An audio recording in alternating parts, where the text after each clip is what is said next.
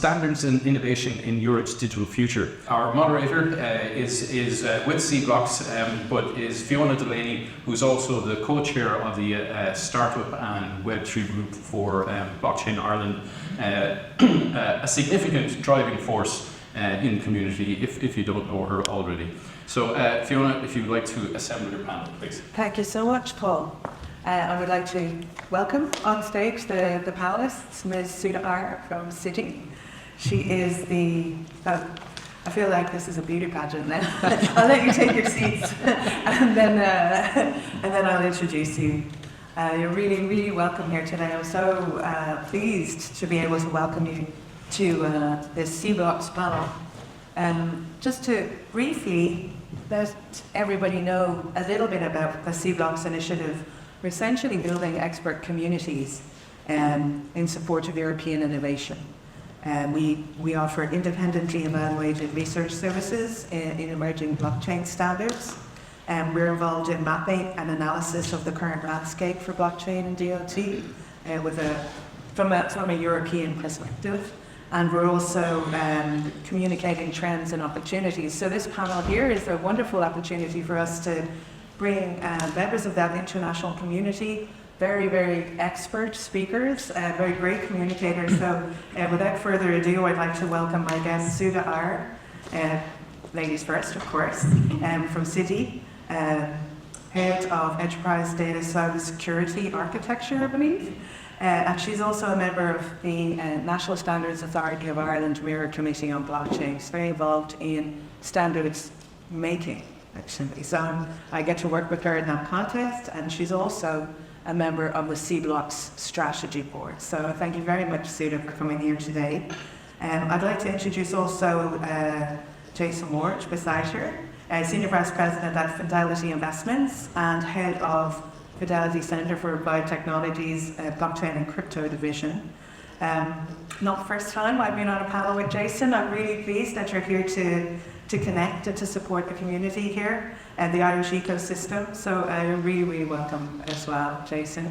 At the end here, we've got Sean Murphy, an Irish guy, financial service innovation advocate and COO and founder at The Connector. We'll learn a little bit more about that later. And then just to my left here is David Schwed, COO at Holborn, providers of elite cybersecurity in the DLT space.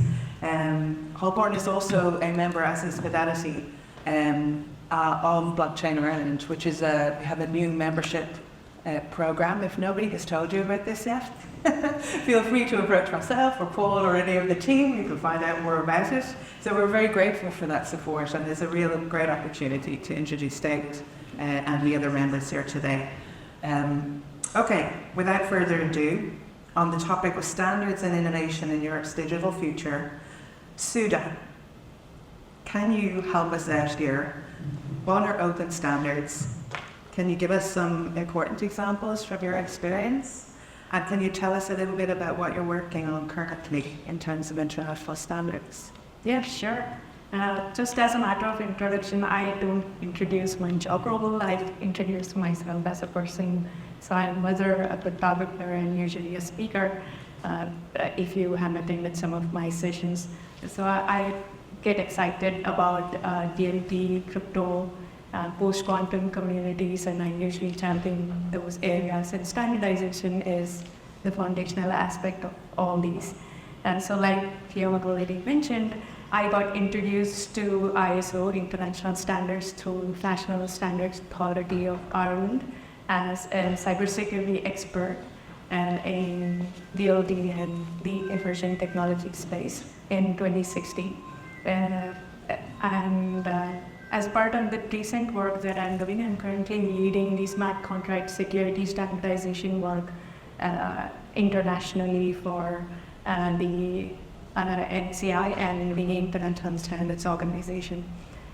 Open standards, I will try to simplify it because I don't want to be given the theoretical definition. So if you see open standards, and for people who can relate here, it's very much one principle is about decentralization, the other principle is more about leadership. When you have learned something about leadership, like quotes from Peter Drucker, who says that only 3 things can happen naturally in organization, which is friction, confusion, and underperformance. So the same things happen when there are no standards. So that's on the leadership principle. If you see decentralization, the same norms like permission, decentralized web based on consensus happens through the International Organization for Standardization, ISO, where you have specific members who have access, visibility to the standards which are being created and deployed across. And once it's deployed, the relevant industry can take a look at it. So similar to the decentralized architecture norm. And then there's that public variant, which is the internet open standards, open internet standards, which is like IETF. Has anybody heard of IETF? Internet Engineering Task Force. So they create RFCs, request for comments, and the standards are the same as RFCs. So they open it publicly like open source, and it was built at the same time as open source. They build the standards itself just like open source code.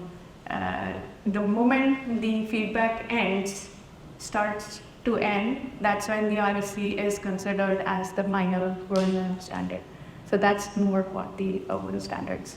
And the work I'm doing is based on the same two principles, and we kind of had lots of challenges in terms of standardizing smart contracts. As the people here might have already known, there are different variants of the protocol, there are different platforms, and then there are different languages.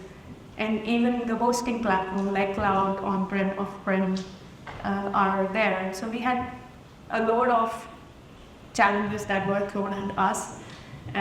We kind of passed through all that through consensus and collaboration and through leadership. And then we have identified systematic risks which are there. And then also the resolution. The intent was to be a business enabler, so that business can start prioritizing on what infrastructure and what solutions need to be enabled for small to medium plus industry level enterprise. So this gap can only be accomplished or fixed through standardization. Has anybody heard of a case wherein, oh, I met all the standards, but still I was insecure? That never happens, right? So, cliche. Likewise. Well, thank you very much, Sudha. That was a really comprehensive and brief, like surprisingly brief, given the amount of content you covered there.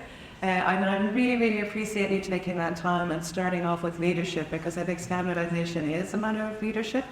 And that's something that we can all become involved in. And just to show my own project here for a second, SEEBLOCKS, which I may not have mentioned enough, is giving away money to researchers who are involved in this area, who are looking to help create and contribute to emerging standards. So if anybody is interested in getting involved in this exciting leadership domain, I would definitely encourage your participation.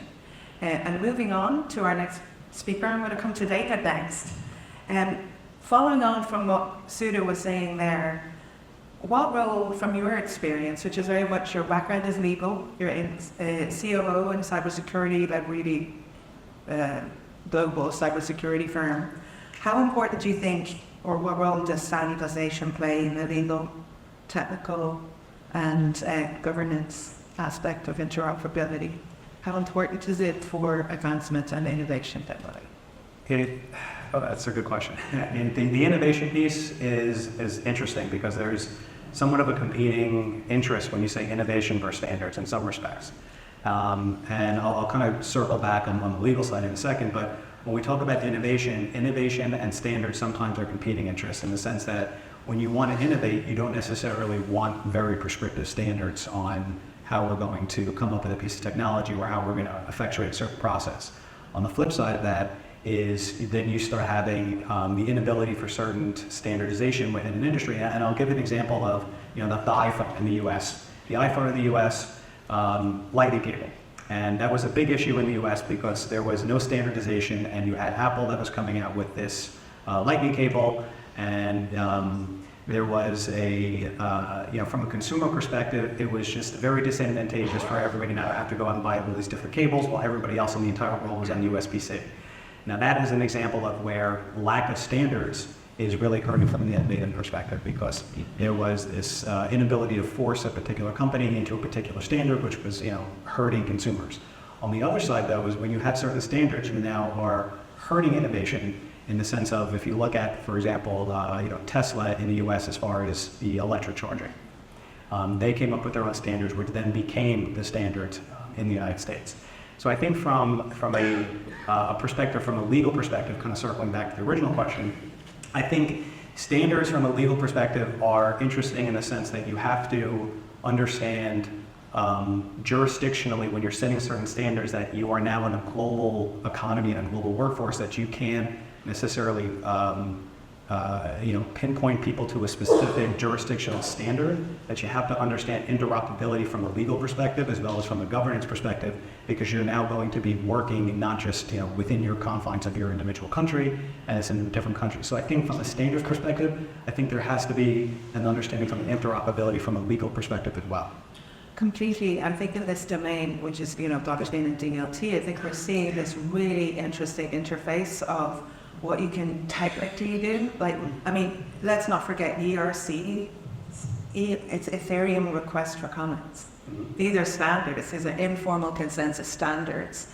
And those smart contract standards enable really the pathway that so many DeFi companies or blockchain innovators or starters in the field are getting started. So it is a standard pathway, but it doesn't limit you necessarily. It maybe enables interoperability. Of course, there's cybersecurity issues. There's a number of different kind of holes or pockets in some of that, but it is best foot forward, maybe? Yeah, I think standards make up for legislation doesn't cover, because I think legislation is usually going to be not as forward from an innovator standpoint. It's also not going to be as prescriptive in the sense that we're not necessarily going to go to the level that we do from the standards perspective or from an ISO.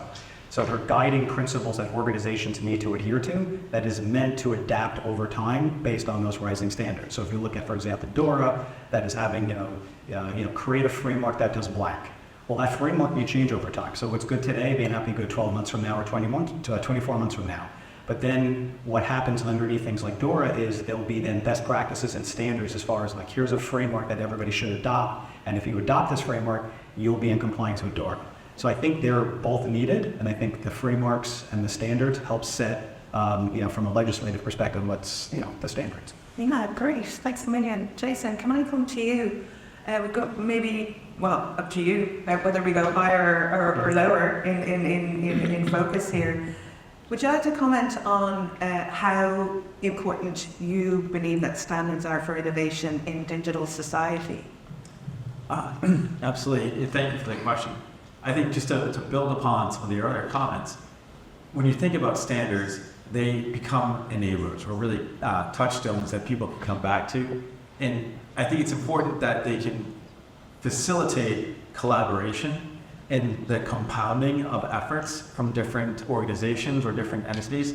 But I do think the interoperability component is really, really important. And I would say an example would be around decentralized identity and verifiable credentials.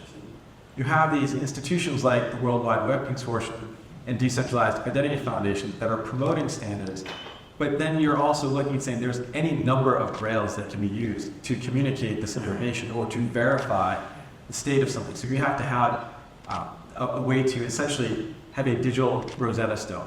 So something like a universal resolver can help solve for that cross-chain communication so that you no longer have to choose which horse to bet on. You essentially operate with the field of different options. So I think that's very important. And just to draw a quick parallel to the TradFi for a moment too, we have references to the ISO standards. One of the really interesting and challenging things at times to be that a standard can be created. It's often, as David pointed out, the earlier participants who help establish the standard. But even if you have a standard, it doesn't mean it's implemented the same way. So we really have to get into how is the practice of the implementation going to affect that opportunity for interoperability. Yeah, really interesting. Thanks so much. It's a pretty high level question. really thanks for that. So Sean, focusing in on the European Union for a second. Europe generally, we have this concept of the European way, you know, citizen first, pro-privacy by design, certainly in relation to blockchain and the IT services, and security conscious, maybe even the net zero objectives of Europe, you know, 2030 net zero objectives, and putting the single digit marketplace first. You yourself work with a lot of different fintech startups in particular, as I understand it. How important would you say this European view is in that context and for innovation? Yeah, nice, easy question, right? So yeah, I suppose I'm a strong believer in, I suppose, the EU project of putting the citizens first, and look, that obviously involves a lot of regulation from the EU side to kind of turn that into reality, right? And sometimes they squeeze too hard, and sometimes they don't squeeze enough, right? So I think GDPR overall was a great success, you know, considering what the world was like before that. The fact that you kind of had the right to be forgotten and the right to control your own data. But it was by no means a perfect piece of legislation, right? So one of the companies I'm working with at the moment in Belgium, and Belgium is always great because it's like the kingdom rules over here, right? So there's a piece of regulation called the Data Governance Act that's not super well known, I would say, in comparison to a lot of other things. So I suppose the whole point of the Data Governance Act is that there is certain types of data that can be shared.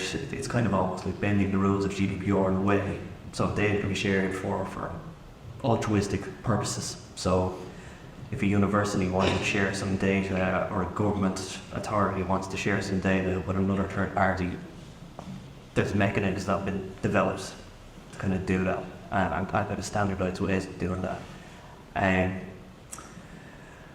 Which is all it's real. So it's all about, right? I mean, we're trying to protect the citizen, but we're not locking all the data involved also where nobody can get it. So if something good is happening, that should be able to be shared. So, yeah.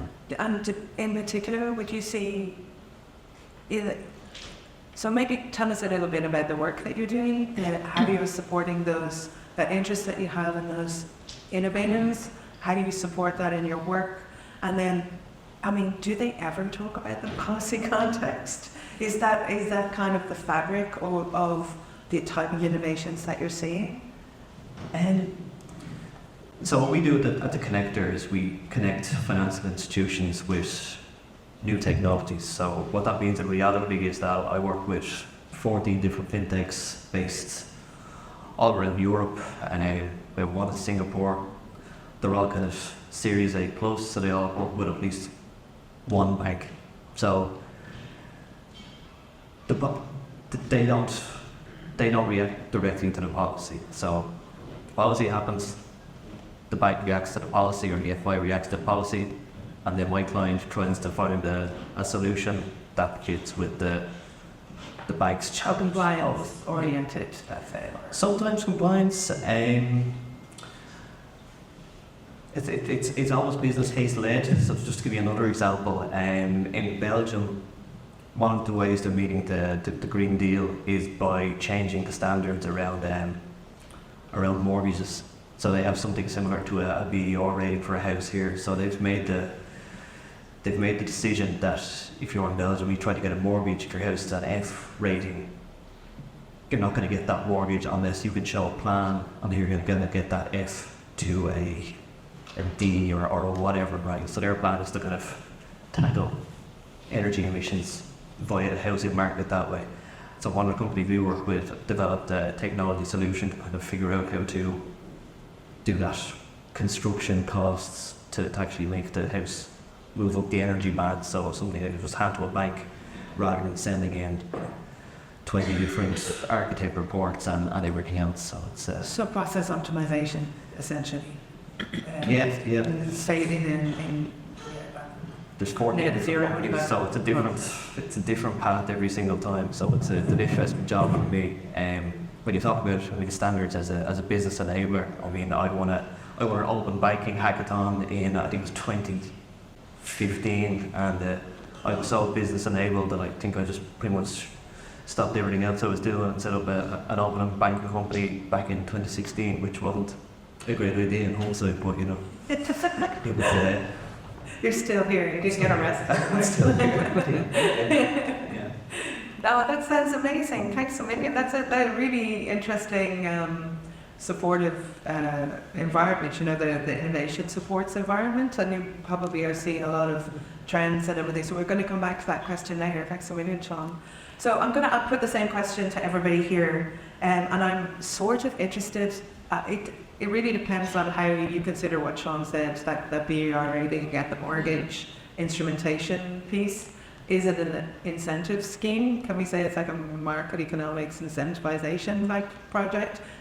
With my engineer hat on, I'm always looking for gamifying a little bit, you know, how we deploy these kind of systems. So to me, that sort of sounds a little bit like that.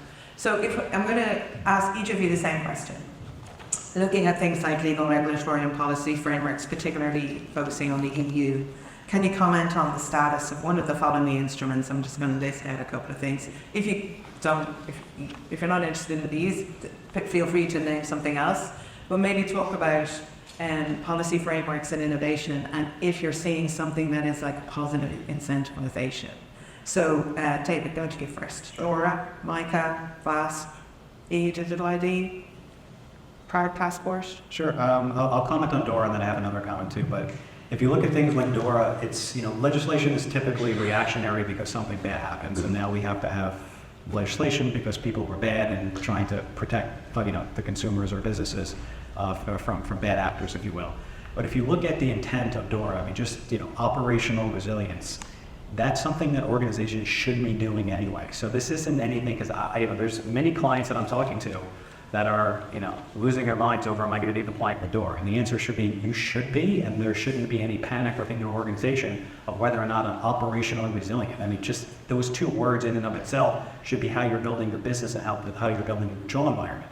You know, minimally or even maximally, maybe a little bit of a gap analysis, maybe there's one or two things that you're not doing from a principle base within your organization. So, you know, these things tend to be lauded by consultants as, you know, come and, you know, bring me in and I'll help make sure you're compliant with DORA. But I think organizationally, again, if you're building the way you should be building, you should effectively already be in compliance with most of these legislation. So while I think it's great that we're putting this out there, because there are probably many firms that are not operationally resilient, and this is helping elevate the ecosystem, but the firms that, you know, I typically have worked for in the past or that I work with, this isn't anything that's new for them. They already are operationally resilient. So I think it's kind of looking at it from a, why are we putting these things into effect? It's because there are people that are just not doing the bare minimum. And I look at a lot of this legislation as effectively, this is the bare minimum of what you should be doing anyway, and this isn't anything that should be groundbreaking. It's somewhat, you know, disconcerting that we even have to have this type of legislation, that companies were not operationally resilient. So that's just my 2 cents on that.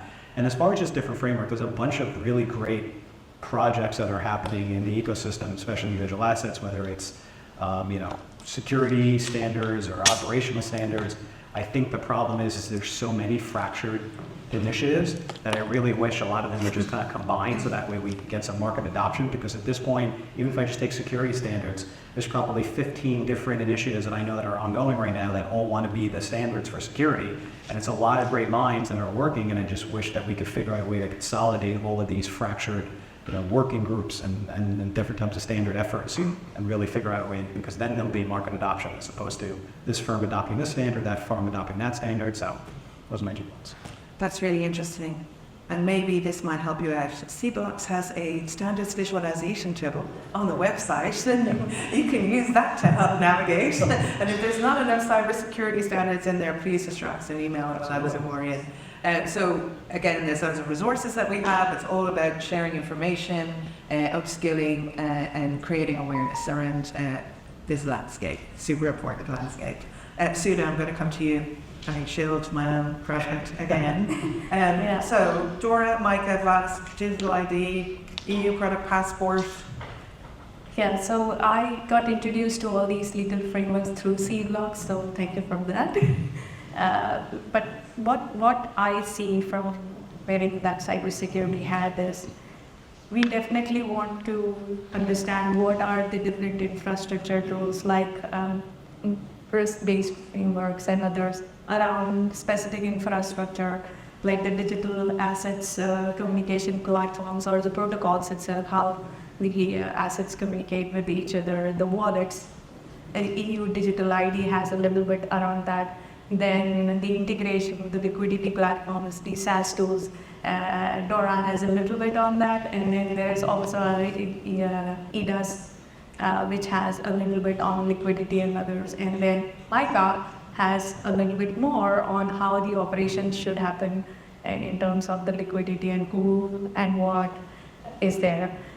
So that's my understanding of how the landscape looks like. But definitely, if you break it down to the assets where they have stored the wallet level risks and controls, and then if you break it down into the exchange protocol level, and then the integration of providers and platforms and the liquidity partners, that's where the capability would come in or slow down, proliferate into the use cases when these regulations are looked at. On the other hand, when you mentioned about incentivization, most of these protocols, if you have noticed, I hope everybody has noticed, are built out of open source. So there is a lot of opportunity there that open source standardizations or the leadership like Hyperledger, Linux Foundation, Bitcoin, BIP, Ethereum Foundation can actually influence the regulators directly so that all these gaps are systematically fixed. That's my perspective. Great. Thank you so much. Jason, can I come to you? Sure, I'm going to take a slightly different approach on it, just because what I think about it, I'm still learning more about the European regulations, but there's a coincidental timing with this conference where people may or may not know, just this past weekend in the United States, we just saw a shift for the standard settlement cycle for securities through TTCC moved to T+1. And when I think about that, that's a standard settlement, not an obligation. But it was only 7 years ago that we moved to T+2. And in my own personal opinion, all of the reasons that were discussed in 2015, 16, 17, leading to why we couldn't do T1 at that point, have not been addressed. So nothing has really changed other than some of the pressure that's come in. So when I think about some of the framework, there's an opportunity for making things easier. So now the US is T1, other markets may not be T1. And we had 2G harmonization in Europe some years back, as many may recall. When you think about the frameworks that are implemented, it provides that opportunity to reduce the friction in the cross-border trade. And I think about it oftentimes of what were the steps that were taken to mature other markets or other industries, and even something as simple as the railroad lines. You're having standard railroad tracks allowed you to develop different types of cars that you could put on top of them. So in some respects, I think the competition for talent and capital that's going on around the world, particularly in the evolution of the digital asset space, and some countries realizing they have an opportunity to leapfrog, and some countries choosing to resist change to a higher degree, it's creating an opportunity that may not have existed previously. So for those areas and those institutions that want to help provide the frameworks and help provide the guidelines, they'll really make it easier for participants in those ecosystems to be able to take advantage of the opportunity. So I think that's really interesting and quite progressive environment that allows people to be more aspirational. So you talk about the incentives. I think a lot of that is I can create a change, or I can have an impact somewhere by going to a location or locations where the rules of the road are quite clear. And that helps the innovative side, because although you can be constrained in some ways, at least you understand what the guardrails are, as opposed to guessing and finding out through a regulatory enforcement that you may not have anticipated. 100%. And when we're talking about blockchain-based services, it's not it's costly enough. It's infrastructure heavy, architecture first, process definition first. You can't just build and ship and iterate. You know, I mean, you can around some aspects, but you've got to build a whole infrastructure kind of first off. So it's investment heavy first, I would say. Absolutely. One of the independently verified state of things. So, and to me, that is really one of the major shifts because, and I'm sorry to go on for a moment, but I came into the blockchain digital asset space because back in 2008, I was running part of the global trade operations for a buy-side firm and dealing with the questions firsthand, where is the systemic risk? We don't actually have the same view on the state of data and working through that. So that opportunity to have the transparency and the verifiability and the standardization across different markets is really interesting to me. So I think we've got a long way to go, but I think it's a very promising future. It's a game changer in perspective, I think, absolutely. And Sean, I'm going to read these out to you again. Pick I don't know if there's much point because I'm going to go off the menu anyway. Oh, good. A la carte, fantastic. So, yeah, I suppose what's been getting my attention a lot is, I suppose, PSD3 and FIDA, which is the kind of natural evolution of open banking that's going to facilitate open finance, I suppose, over the next few years is the plan. So, what open banking did was it gave a common standard that banks were able to share data with third parties on request in a reasonably similar format that everybody could consume, which was great. It meant I could get data directly out of the bank into an app. So I suppose what the next evolution is going to be is, I think it's actually every regulated entity is going to have to be able to share data in some sort of standardized format. So if you've got a pension provider, insurance provider, you should be able to request that provider shares that data with another third party if they look, So I think it's a really great thing from it, and it really feeds into that kind of EU vision of putting the citizens first, because what that's going to allow is for kind of data dashboards that contain basically your whole financial life. There's such a big information asymmetry in the financial services industry. The advisors always know so much more than the consumer in so many cases, and that can be a bad position to be in. Right? So the fact that there is legislation coming down the road, regulations, standards is going to be really interesting, because if you thought getting the bank transactions into a standardized format is hard, wait you try to do stuff with pensions, it's going to be something else. But I am hopeful they figure it out in my lifetime. But that's going to be really interesting. Fantastic. And speaking of in our lifetimes, let's speculate now a little bit about the near future, forecasting maybe in the near future. I've got a couple of questions here. Jason, I'm going to come to you first. Thinking about the near future, thinking about the recent past and then the near future. What lessons are learned from decentralized cooperative networks? I'm kind of thinking about Bitcoin, that sort of thing, that shed light on what the future might look like in terms of infrastructure and service provision. Yeah, it's really interesting. So we think back to how did we actually get into digital asset space at Fidelity? We opened up with mining. So we really wanted to understand, what is the Bitcoin protocol? How is proof of work working? And then we really started to understand the underlying technology. And when you think about the opportunity to have something that's open sourced and verifiable, there are things that you may want to have discoverable and permanent. I said permanent in relative terms. And things like data or data accessibility or anchoring hashed off-chain data to a chain that can be verified.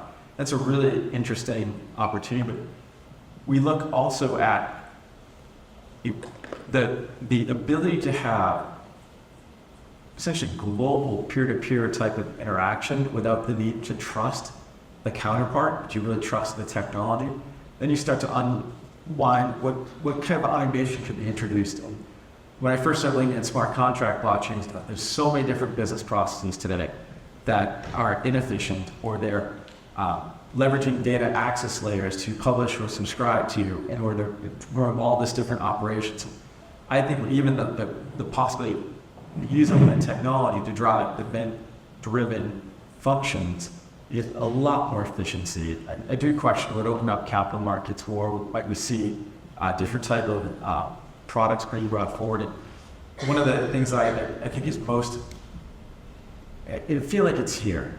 It's just not here as wide as it should be. It's the ability to utilize your assets differently. And we talked a little bit earlier in different panels around tokenized money market funds or tokenized treasuries. The ability to use those instruments as collateral to reduce the timing of loans to micro duration loans or facilitating transactions outside of the global banking hours is really, really interesting. So I think that's going to unlock some of the trapped value. It'll maybe increase the velocity so that people have greater utility of their assets. Really, really interesting. And Sudha, coming to you. Do you want to talk about trends or tokenization? Either way, so Thinking about tokenization then, what do you think tokenization is going to play a core role in value creation and value exchange into the near future? What might that look like? yes, definitely. When we analyzed smart contracts during the cybersecurity research, we understood that one of the gaps was value declaration actually. Because of the miscommunication, misconfiguration, and so many other aspects of the infrastructure gaps as well, including the vulnerability scoring and scoring methodology, which was not there before it was published in recently. So when we see all these gaps, there was this value declaration risk. But tokenization in general is good. Who doesn't want to know the provenance of a product? With all the history that is available across it. Who doesn't want to know whether investment money that came to you is not involved in militant activity or a wrong activity? That's why you need regulations. So, and who doesn't want to start building on top of whatever is open source so you can fork out and build better solutions based on your technical aptitude and appetite. So there is a whole lot of opportunity that I can see with tokenization as well as blockchain in general. But it's that booming period wherein everything is coming together. So that's why there is this double period. And then there would be that convergence with AI and blockchain, wherein blockchain, which was built on top of security by design kind of architecture, whereas AI is like fire and forget architecture. So when that converges, then you can start to build models which have a provenance and then which can be used. So it's all coming together slowly. Yeah, amazing. So that sounds really like the other trends question, actually. Which, David, if I come to you, what trends are you seeing which are kind of innovation and maybe use cases, technology use cases, or other business use cases that are kind of feeling new, fresh, or at least the way forward? What is? Yeah, I know this is digital asset discussion, but AI is the nice intersection of the two. I see AI specifically in the case when we talk about identification of bad actors or anomalies. Using artificial intelligence to be able to ingest large amounts of different types of attack vectors and attack patterns, and being able to use that new technology to help from a fraud prevention perspective is really elevating what we're able to do outside of the traditional markets. Somebody's wiring money to somebody that they shouldn't be in the traditional markets versus on-chain activity. Because of the transparency and the openness of the flow of the information and data, we're able to see things quicker and react to it in a much more meaningful way than we have. But I think AI, there's a lot of, blockchain is used for illicit fun and it's bad. But I think from a consumer protection perspective, the introduction of AI and that technology is really helping prevent fraud in many instances. Yeah, fascinating. Sean, do you want to give us a trends? Yeah, sure. I suppose, so I would spend a lot of time talking to banks and financial institutions, I guess. And I remember 6-7 years ago, the thing we all say about blockchain was, was kind of a solution looking for a problem. I mean, that was the people said.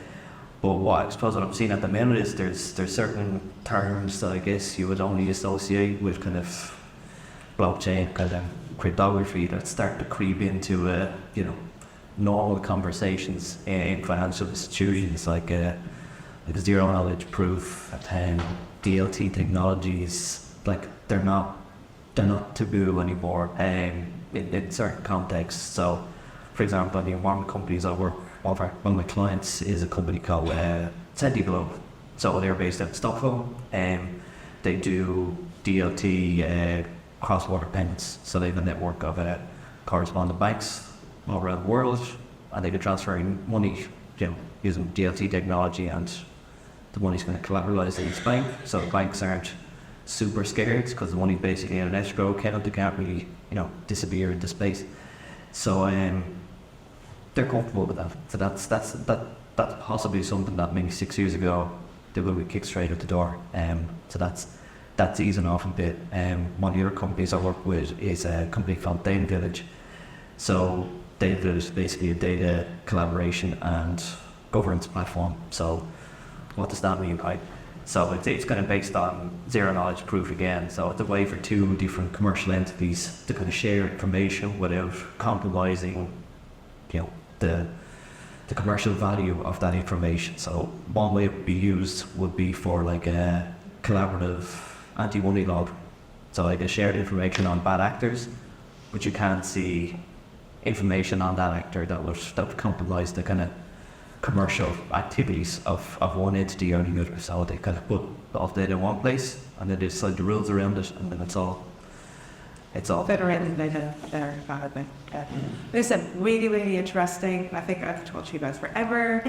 We are a minute left to say thank you so much, David Schwett, Suda R, Jason Ward, Sean Murphy.